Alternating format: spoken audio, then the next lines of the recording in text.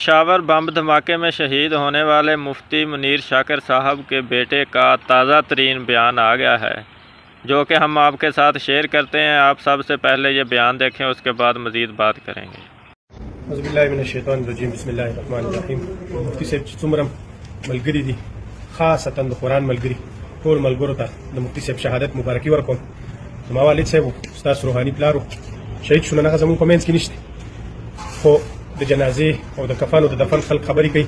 تر هغه پورې مې هیڅ سوچ نشته، نه د کفن نه د دفن نه د جنازې، تر څو پورې چې زما هغه افسرانو نه تپوس نه وي شوی چې کوم افسرانو ته زه ځای ته ورغلی یم، سی ټي ډي تاڼې ته ځای ته ورغلی یم، داود سی چو ته، کرم الهي سی چو ته، دغو ته ایس پي اعتراض خان ته، سی سی پي ته، دا نور چې کوم دي کوم ملګرو ته چې ته ورغلی د هغوی نومونه به ته والې. دوی ته موږ ورغلي یو، بار بار موږ وتلي چې موږ ته خطره ده، موږ ته تریټس دي.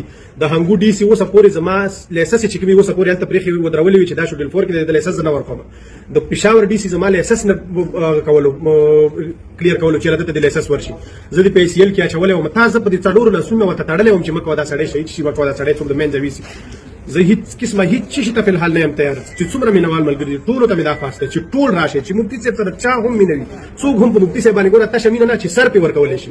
هغه د مروت په غوڼې کوتکو نه د ټوپکو نه چې کار وانلو، دا کار د ډوزو نه دی، دا کار د ډزو دی. قسم مې دې په خدای ما خپل پلار لاړ ورکړلو، د لاسه مې ورکړلو، والله چې سبا ستاسو حال دی، والله چې دا حال سبا ستاسو دی، قسم په خدای علماو سبا ستاسو حال دی. سپي د سپو غوښې نه خوري، مولیانو تاسو د مولیانو غوښې خورئ. مولیانو یو شئ، قسم مې دې په خدای وي، قسم مې دې په خدای. خاص کر د مفتي صاحب د قرآن ملګرو ته دغه سوال کوم، جولۍ ورکوم چې څوک چېرته مې کوم ځای کې ټول راورسئ، ټول راورسئ. او تر څو پورې چې زموږ هغه افسرانو نه د دې تپوس نه وي شوی، ستا یو یې چې څوک ګوټ کوي هغه سره شل 25 ګرته دې ورکړي وي. زما هغه علما چې هغه زما د آخرت غم کوي، زما د دین غم کوي، هغې ته ته هیڅ قسمه غم پروا نه لرې. هغه ته ته ټوپک قدرې نه ورکوې، بیا که ټوپک دې ورکړلو هغه یې پر بلوچستان نه یو ځای نه بل ځای نه لایسنس ځاله جوړ کړي، بیا دې ورته په هغه باندې په ناکو باندې پولیس والا ورته ودرولي. ته د چا په اجازت وایي چې ټوپک ګرځې؟ زه به بیا یې ټوپک ته اجازت الم، بیا هغه اجازت ته ما ته 2 ورځو نه زیات، 10 ورځو نه، میاشتې نه زیات نه راکړي چې هغه راکړي. بیا بل هسپتال افسر بدل شوي، بیا هغې پسې به زه ګرځم. زما بالکل هیڅ قسمه د خښولو اوس اراده نشته دی.